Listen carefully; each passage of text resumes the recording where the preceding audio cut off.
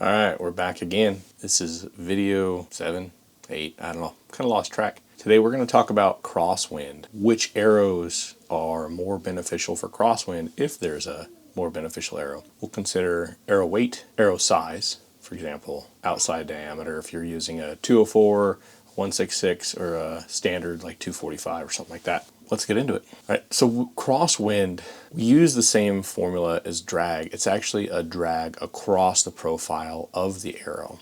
And so what we're looking at this time, instead of down the shaft, which is what we look at when we're considering the arrow flying through the air, now we're going to examine this profile, the cross profile of the arrow. One thing to note is vanes cause it to constantly change. So if you have a spinning vane, that profile in the back is changing. But for the sake of argument, we're going to consider it at its greatest cross-sectional area, which would be here. We will consider 4 fletch and 3 fletch from that same perspective, the maximum cross-sectional area. So what does wind do? Wind acts as a force profile on the entirety of the shaft.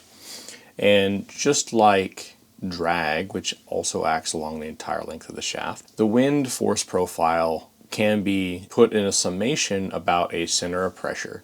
Now this center of pressure is going to be a little different than the center of pressure for drag, but it's still going to be rearward of the arrow if you have more drag due to fletchings than you do broadhead. And in the case of a field point, you're always going to have more drag on the back end because you're going to have a much larger cross-sectional area. So that's something we need to consider. The cross-sectional area of the arrow along its entire length. Take the wind profile as a pressure times an area, the area of the arrow, and that'll give us a force. This force is going to act about some center of pressure point that we really don't know. We're just estimating it's going to be somewhere behind the center of gravity. That means wind drift tends to cause the back of the arrow, and I think most people have seen this, it'll tend to cause the back of the arrow relative to the front to kick sideways. So if the wind is coming across here, the back of the arrow is going to be pushed like this. Now, what that causes is the drag as the arrow is moving forward wants the two arrows to fly in plane. So you get this walking motion where the drag is pushing, the crosswind is pushing the back of the arrow more than the front. So it's kicking it off axis, and as the arrow is flying forward, it wants to fly in a straight line. So it does this number as it tries to correct. And you'll see in gust what happens is it kicks and then does this. So it'll be flying straight, it'll kick to the side and the rear, and then it'll straighten back up if the gust subsides. So this is what happens in a wind profile as the arrow is flying through the air. It's this give and take back and forth. So like I said, the same formula we're going to use here is the drag equation. So it's 1/2 rho v squared, the coefficient of drag, times the area. So rho is just the density of air that you're at. So that means altitude will affect wind drift. Area of the arrow will affect wind drift, and the velocity of the wind, so the speed of the wind, will affect wind drift as well. And then the coefficient of drag, if we're assuming that the shafts are the same and we're using the same broadhead or point and the same fletchings, then we can eliminate variables of change down to outside diameter of the shaft or weight of the shaft. And that's what we're going to look at today. Now this, you might not be able to achieve these arrows in real life, but we're wanting to concentrate, if we only changed mass and everything else stayed the same, how would it change? And if we only changed outside diameter and the mass and everything else stayed the same, how would the arrow react? So that's what we're looking at from a point of view, reducing change to only a particular variable of the arrow. That's the force. We can find the force pretty easily along the arrow shaft. How would we then find the distance that that arrow is going to be pushed off course? If we assume that the entire force is going to translate the arrow sideways, we can use a kinematic equation. From finding the acceleration from the force, we have force equals the mass times acceleration. We know the mass of every arrow, we can find an acceleration number. And then we could use a kinematic equation of 1/2 acceleration times squared to determine how much would the arrow drift given a certain amount of time. Now from the ballistics calculator, we have been able to figure out flight times, so we can measure drift due to flight times at various distances and for various arrow geometries and arrow weights. So that's what we're going to do. We're just going to take a look at what does the math work out for these different wind drifts. We're going to estimate the coefficient of drag to be 1, and this comes from essentially the cylinder in a cross-sectional flow. While the fletchings are going to be a little bit of their own variable to consider, and is the broadhead, so we're going to assume the coefficient of drag is equal to 1 in this case. Now, this is purely an estimate. We don't know the coefficient of drags in real life that the fletchings are going to illustrate or that a broadhead would illustrate. However, we're mathematically considering that they are all equal relative to each other. As long as the geometry, external geometry, is the same, then the coefficient of drag would be equivalent. So what do we get? Well, I was kind of surprised about this. I thought there would be more of a change than what the math was showing. We do have a slight advantage to heavier arrows, especially as the distance gets greater. Even though they're traveling slower and take a longer time to get to the target, that mass really helps to reduce the wind drift. And you can see that on the chart here. Now, this first chart is a 4-fletched AAE Max Hunter vane. I specify the vane here because I'm using that profile for area, for the drag, or for the area that the wind is pushing against.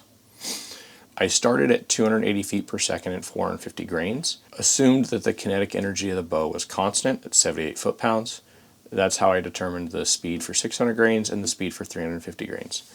There's no measured speeds in this test. This is purely a mathematical representation if your bow, which it usually should be, a constant energy at launch. So these are the numbers we got for a 4-fletched arrow. I think to no one's particular surprise, you do have an advantage for a 3-fletch. Although, again, it doesn't change very much between a 3-fletch and a 4-fletch in the wind drift.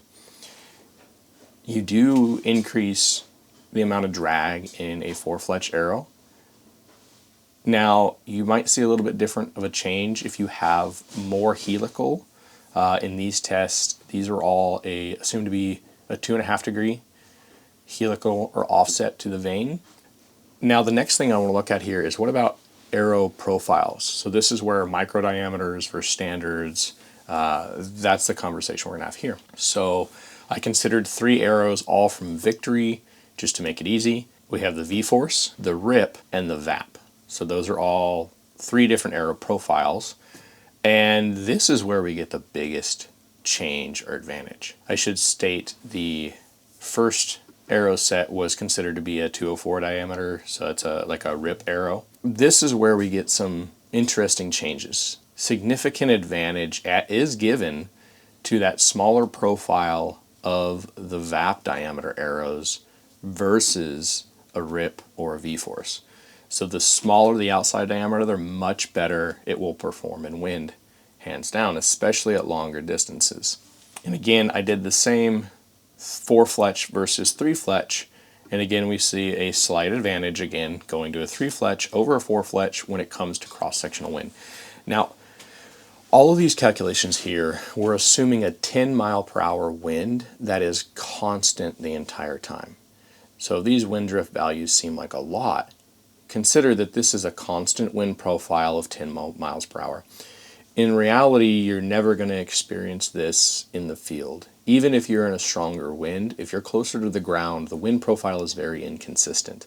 You're going to have gust, you're going to have obstacles that is slowing down the wind, and so it's not something you could readily predict every time. If I was to choose an arrow, and let's say I'm living in northern Nevada, which is a place I used to live, and it never stops blowing the wind there, I'm going to choose a thin arrow, and probably an arrow a little bit on the heavier side just to combat that wind. The next thing we're going to look at here is, well, what about FOC? An argument I kind of heard is like, yeah, wouldn't FOC hurt in the wind? It kind of turns out, no, it doesn't. And the reason that is, well, the fletchings relative to the center of gravity, if you have more FOC, let's say this is your FOC point, and your fletchings are way back here, of course the wind can push that a larger distance, but the wind is still acting on the entirety of the shaft. What the FOC does get you is as that wind blows the arrow off course, it corrects faster, which is really going to help you in terms of penetration of the animal, because like I said in the previous videos, that arrow needing to hit square is the #1 factor for getting good arrow penetration. And if the wind is blowing your arrow off target or off plane and your arrow's flying like this due to the wind, your penetration is going to be marginal.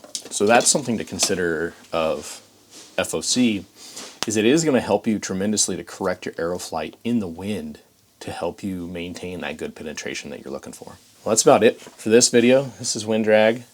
Next coming up, I'm going to get a little deeper into the Poncelet equation and how I figured out the penetration numbers that I estimated there. And then we're going to go, after that will be the video on the ballistics calculator.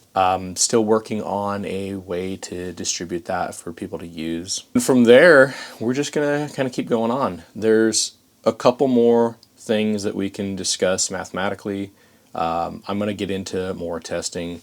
I've previously mentioned I've got a wind tunnel I'm working on. Still trying to figure out the support mechanism for that. Tried a couple different things that aren't really producing the results that I'm looking for. And then broadheads. We're collecting some broadheads. We're going to do some physical testing of that, of just the broadhead by nature. If this is stuff you like and it's been helpful for you or interesting, consider dropping a comment or leave me a like or something, or if you want to subscribe, that'd be great. I hope these videos have been helpful for everyone. I know some of them have been eye-opening for myself, and it's been a good time. We're going to keep chugging along, hoping to do more testing. It's starting to come into springtime here, so I think we're almost done with the snow. So we'll be able to get outside and shoot a little bit more. I'm gonna shoot an archery event this weekend. I'll probably record a little video on that event if that's something you guys are interested in. Probably gonna meet up with some fellow friends of mine that may or may not also do YouTube, and we'll see how that goes. And it's been good. Thanks for watching.